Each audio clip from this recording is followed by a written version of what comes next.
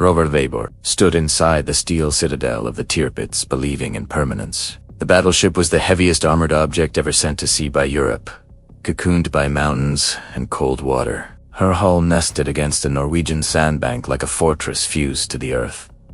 She had endured submarines, glide bombs, midget craft, and massed air raids. Weber prepared for the next naval contest, scanning horizons for ships that would never come. His fatal calculation was philosophical, not tactical.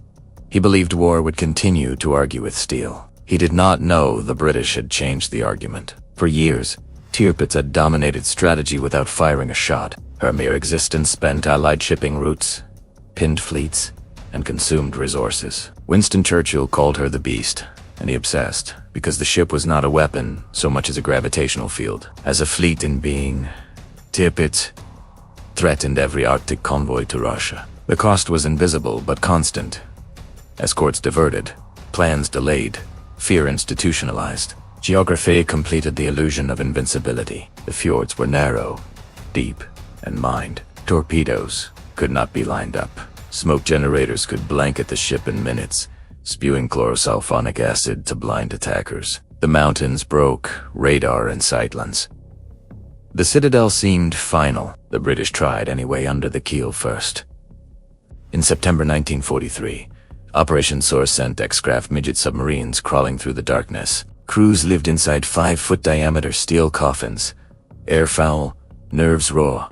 Only half reached the target. One commander bumped the keel and set charges directly beneath the hull. When the mines detonated, 52,000 tons of battleship heaved upward. Bulkheads buckled, machinery twisted, and yet she did not sink. Engineering absorbed violence, steel redistributed shock. The beast lived.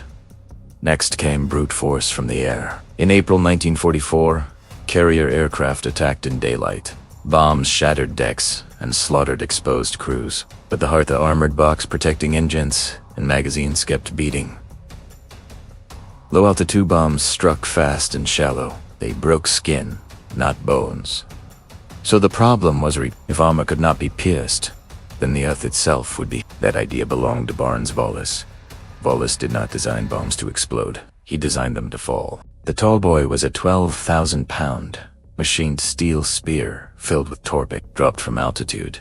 It reached near supersonic speed, driving deep into ground or water before detonating. The goal was not penetration of armor, but the camouflage subterranean cavity collapse that liquefied foundations. Destroy the geology, and steel becomes irrelevant. In September 1944, Lancasters flew Tallboys from muddy Russian strips during Operation Paravane. One bomb detonated underwater near Tirpitz, warping her hull with a shockwave that traveled like a hammer through liquid.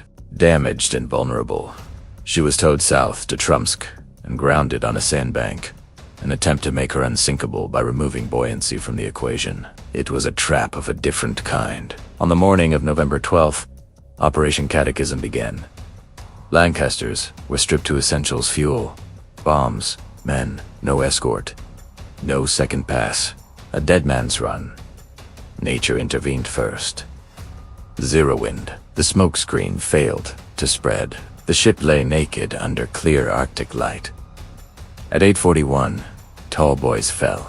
They did not strike Tirpitz so much as the world beneath her. The sandbank liquefied, turning solid ground into quicksand. One explosion punched a cavern under the hull. Another tore the seabed apart. The 700-ton turret Caesar was blown clean out of the ship, arcing before slamming back like a verdict. The hull lost its argument with gravity. In minutes, the great battleship rolled, then capsized 180 degrees, her screws clawing air before disappearing. 11 minutes after the first impact, the Queen of the North was upside down and dying. Fires burned in trapped compartments. Of the crew, 971 were dead.